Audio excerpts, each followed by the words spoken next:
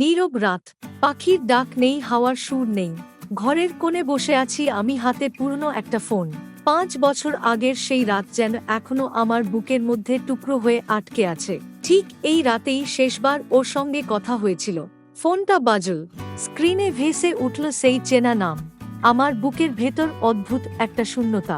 5 বছর আগে ঠিক একইভাবে বাজছিল ফোনটা। সেদিনের কথা মনে পড়ল, বুকের মধ্যে হালকা চাপা ব্যথা। তবু সেদিনের মতোই ফোনটা তুললাম। হ্যালো, কেমন আছ? ওর কণ্ঠটা যেন সময়কে থামিয়ে দেয়। ঠিক আগের মতোই মায়াভরা নরম, কিন্তু আজ যেন অনেক দূরের। ভালো আছো তুমি? ভালো থাকার চেষ্টা করছি।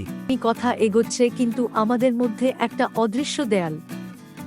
যেন দুজনেই বুঝতে পারছি আজ আমাদের জীবনের মোড় অন্যদিকে ঘুরতে চলেছে। ও বলল, তুমি জানো তো আমাদের সম্পর্কটা আর আগের মতো নেই। আমার গলা আটকে গেল। মাথার মধ্যে ওর কথাগুলো গুঞ্জন করছে। আমরা চেয়েছিলাম একসঙ্গে থাকতে, কিন্তু জীবন সবসময় আমাদের মতো চলে না, তাই না?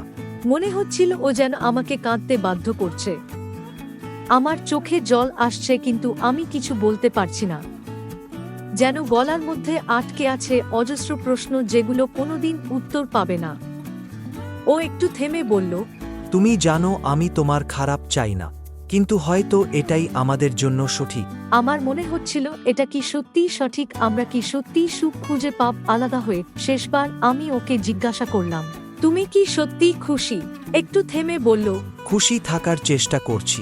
আমার চোখ দিয়ে পানি পড়তে শুরু করলো, কিন্তু আমি আর কোনো প্রশ্ন করলাম না।